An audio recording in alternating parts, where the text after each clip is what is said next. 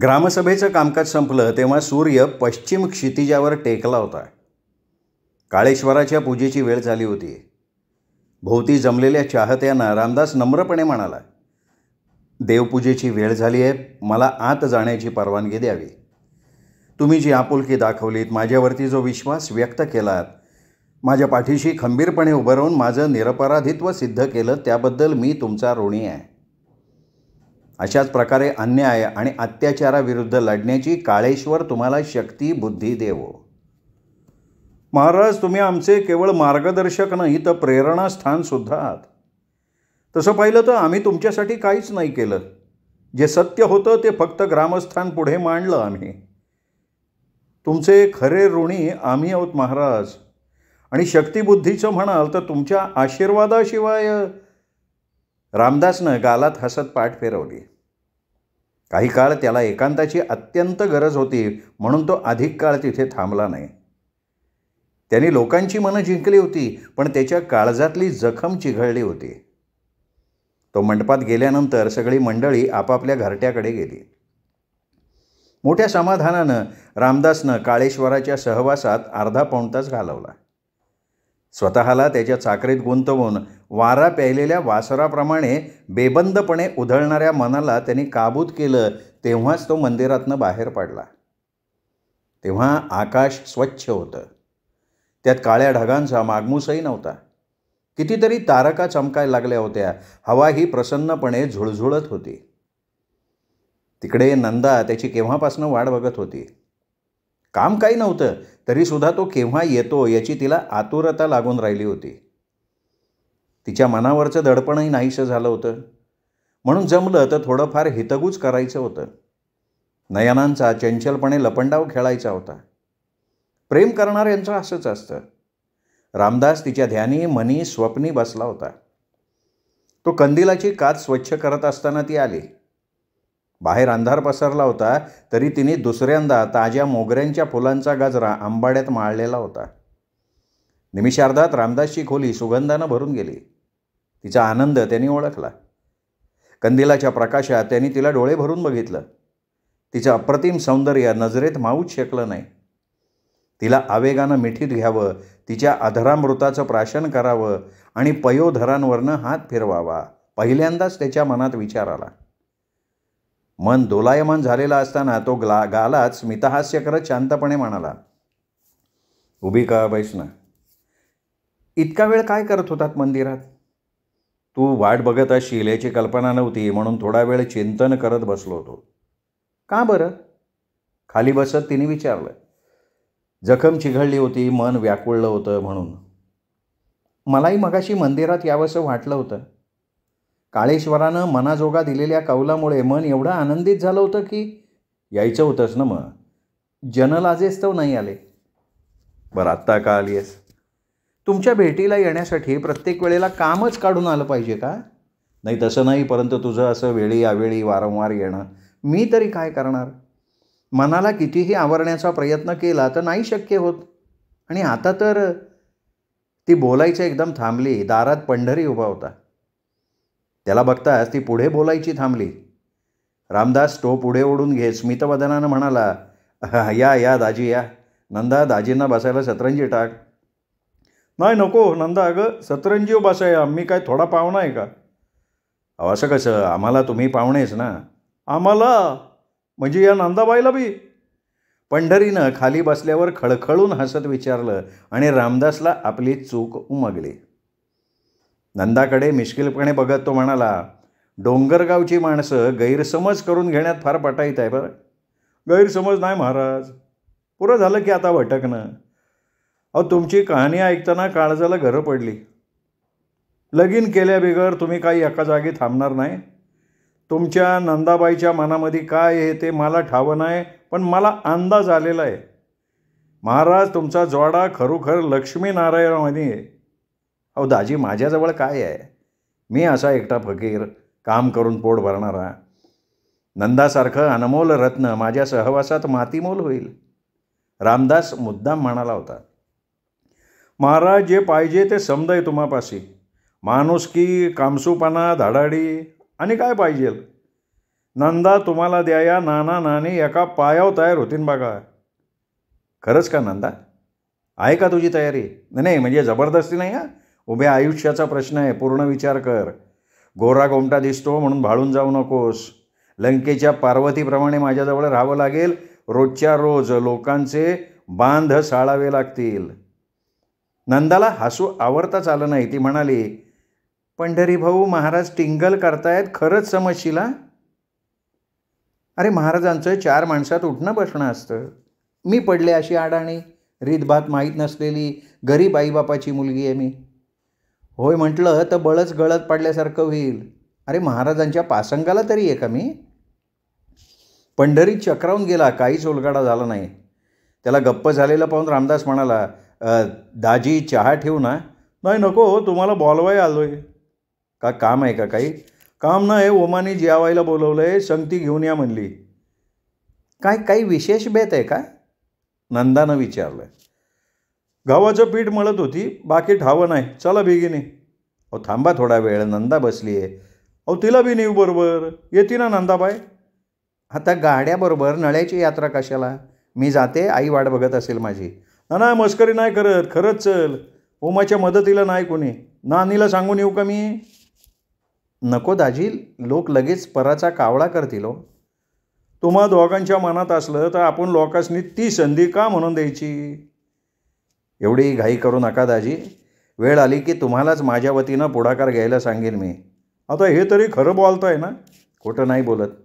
पण नशिबात काय आहे ते कसं सांगणार? त्याची चिंता करू नका महाराज.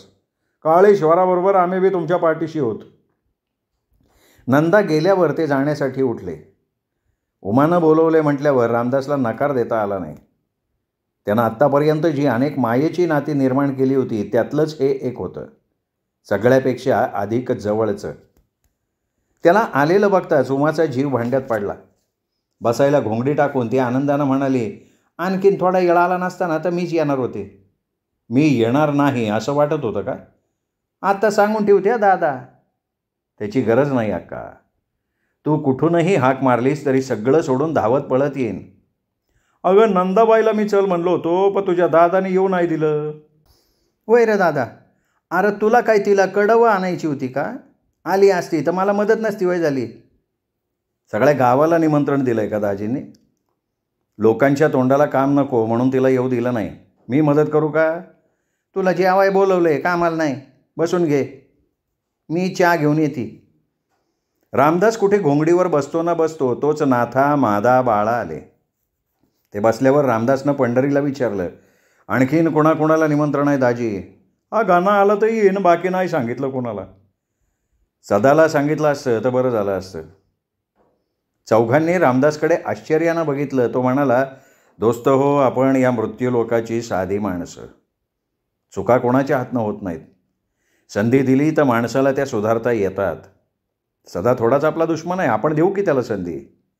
बाळा आनंदून म्हणाला, माझ्या मनातलं बोललात तुम्ही महाराज. सदाचा दिलदारपणा मी अनेकदा अनुभवला आहे. तुमचा सहवास त्याला लाभला ना तर त्याचं सोनं होईल. वाईटातून चांगलं शोधण्याचा तुमचा खटाटोप मलाही मान्य आहे महाराज. मित्र म्हणून सदा फार चांगला आहे.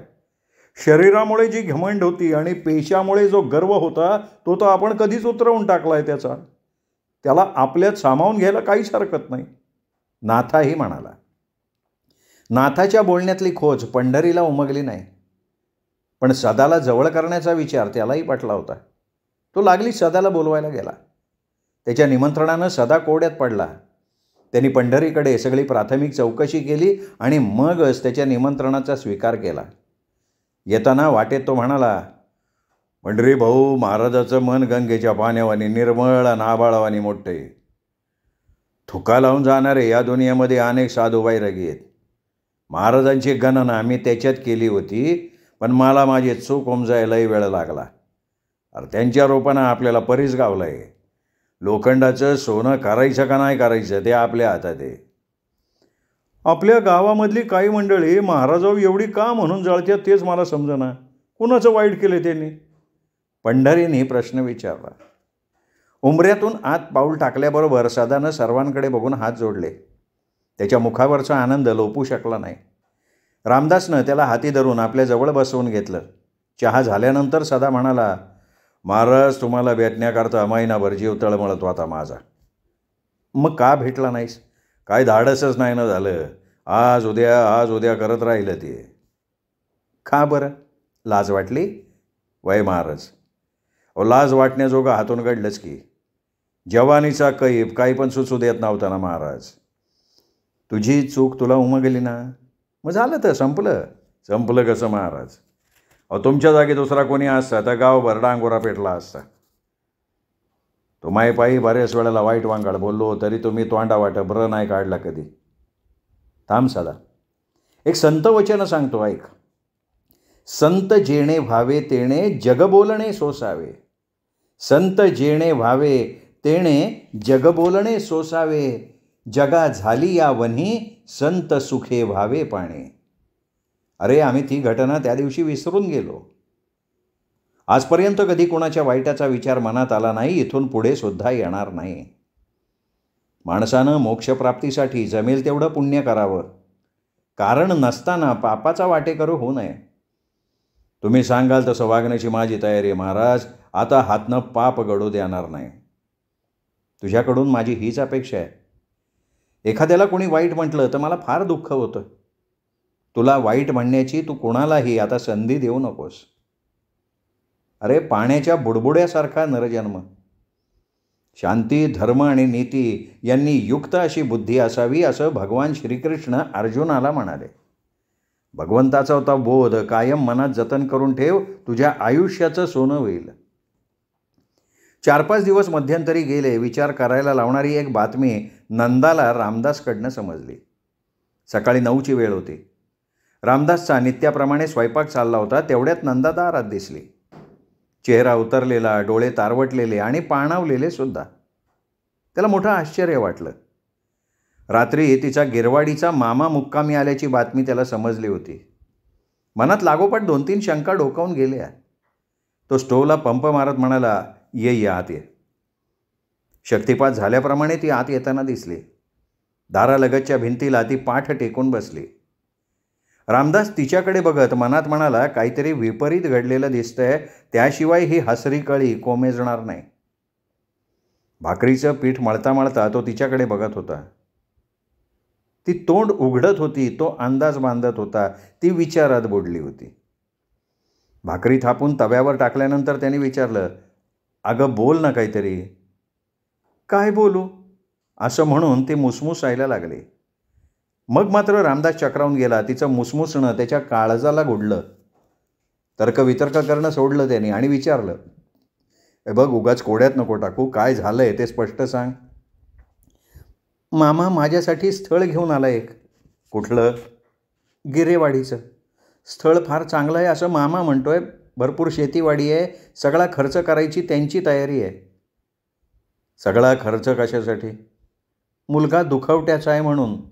लग्नाला फक्त 2-3 महिने झाले होते. त्याची बायको सर्पदंशानं वारली असं मामा सांगत होता. मामानी फार आग्रह चालवलाय. तिचं बोलणं ऐकून रामदासही सुन्न झाला. काय बोलावं ते त्याला 2-3 मिनटं सुचलंच नाही. असं घडलं तर? ही कल्पना त्याला सहन होण्याजोगी नव्हती. केवळ नंदामुळे तो डोंगरगावात जखडला गेला होता. ती दुसऱ्याची होताच त्याचं चिमुकलं भावविश्व उद्ध्वस्त होणार होतं.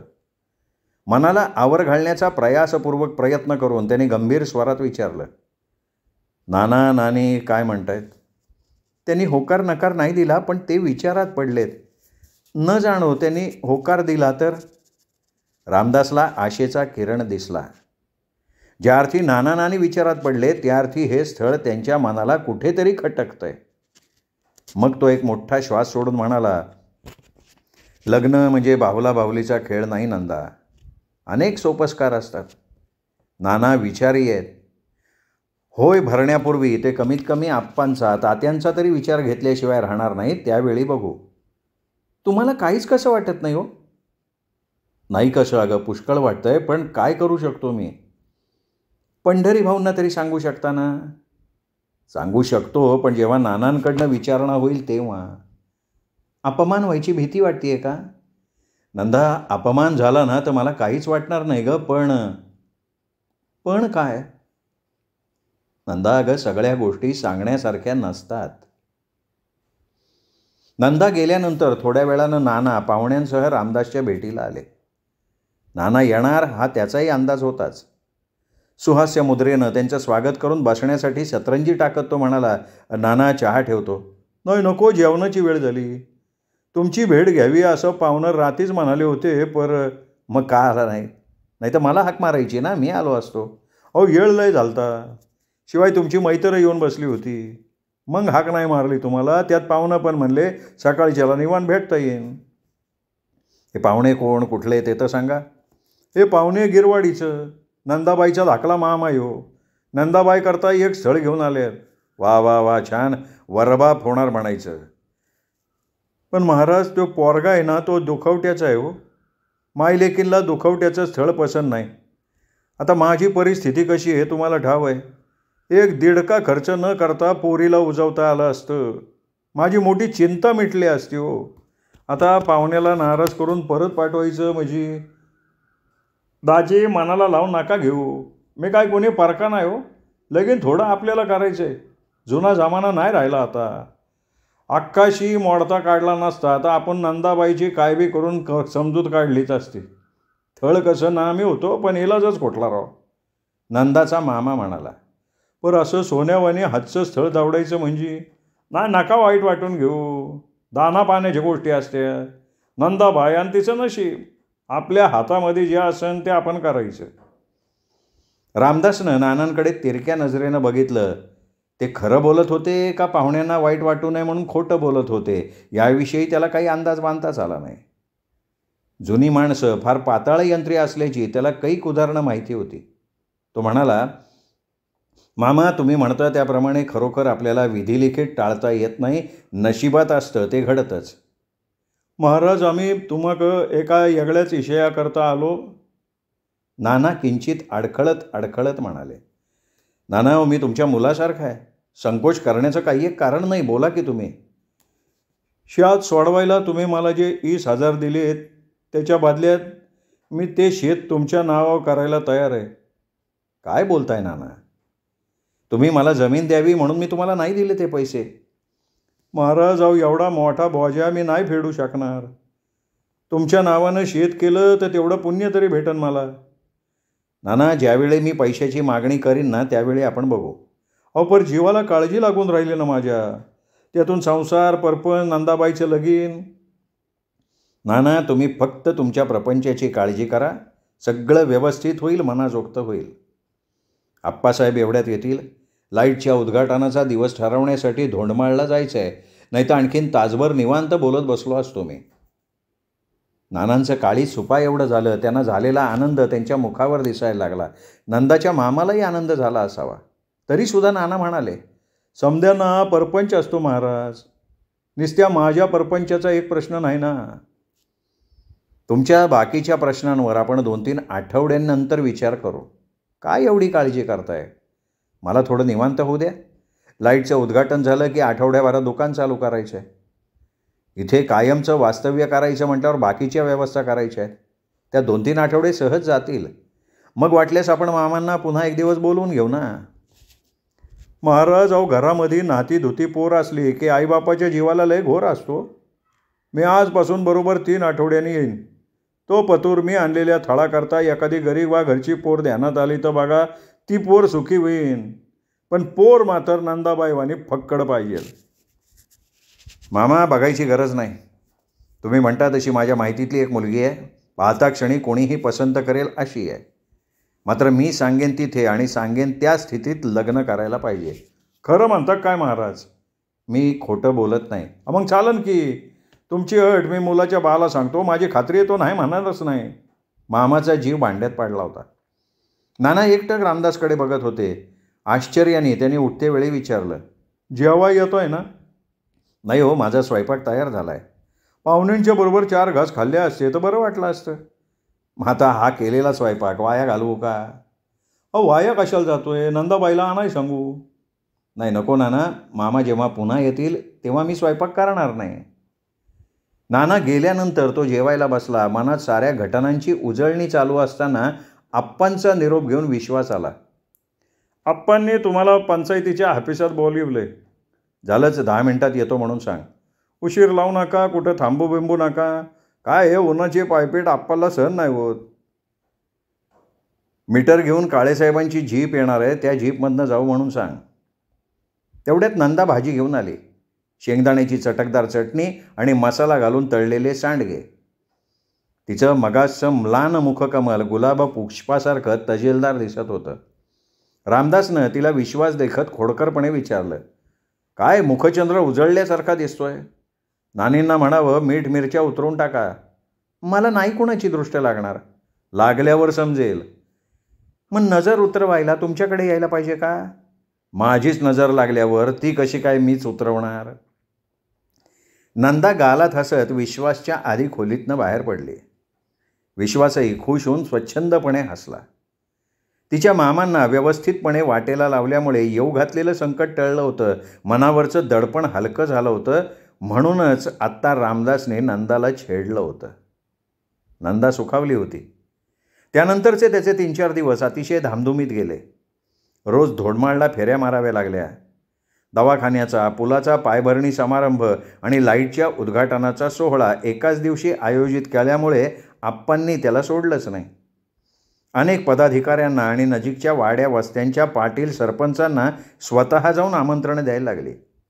स्टेज, मंडप, स्पीकर, हारतुरे, चहापान, पूजा, लोकवर्गणी अशी कितीतरी कामं करायची होती. अनेकांनी स्वतःहून मोठ्या आनंदानं आपापल्यावर जबाबदाऱ्या घेतल्या. सारे डोंगरगावला जणू आगळ्या उत्साहानं पछाडलं होतं. उद्घाटनाचा दिवस उजाडला. आमदारासह पंचक्रोशीतनं अनेक पुढारी आले. परिसरातले बहुतेक पाटील, सरपंच आपापल्या मित्रमंडळींसह आले. डोंगरगावला यात्रेचं स्वरूप आलं होतं. गावानं जागोजागी गुढ्या उभारल्या होत्या, तोरणं लावली होती, सडा संमार्जन करून रांगोळ्या काढल्या होत्या, घरात गोडधोड केलं होतं. स्त्रिया तर वस्त्रालंकारांनी नटल्या होत्या. सगळीकडे आनंदी आनंद ओसंडत होता. सगळ्यात आधी प्रांतसाहेबांच्या हस्ते गिरिजा नदीवर पुलाचा पाया खोदण्यास प्रारंभ केला गेला. नंतर सभामंडप तिथेच उभारला होता. सगळी व्यवस्था चोख होती. नियोजनाचं काम रामदासनं अत्यंत व्यवस्थित पार पाडलं होतं. सभेचं सूत्रसंचालन तोच करत होता. सभेसाठी उपस्थितांना काळेसाहेबांनी सुरुवातीला सुखद धक्का दिला. आपल्या मनोगतात त्यांनी सांगितलं, डोंगरगावच्या ग्रामस्थांनो, तुम्ही खरोखरच भाग्यवान आहात. रामदास शेळके म्हणजे तुमचे महाराज हेच खऱ्या अर्थानं तुमचे भाग्यविधाते आहेत. रामदास हा माझा सगळ्यात आवडता वर्गमित्र. आम्ही दोघं एकाच गावचे आहोत. रामदासनं आग्रह धरला नसता तर तुमच्या गावाचा अशा प्रकारे अल्पावधीत कायापालट होऊ शकला नसता.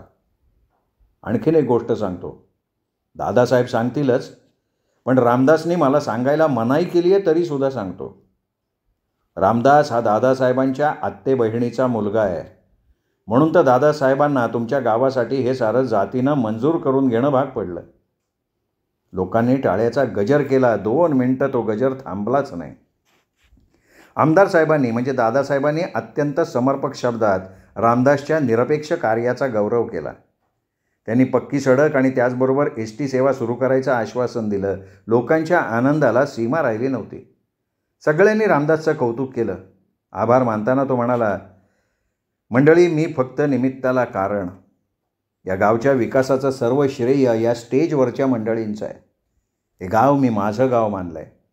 माझ्यावर या गावाचे अनंत उपकार असल्यामुळे त्यातून उतराई होण्यासाठी जे जे शक्य होतं ते केलं आणि जे जे शक्य असेल तेही इथून पुढे करीन. मला पुढारी व्हायचं नाही.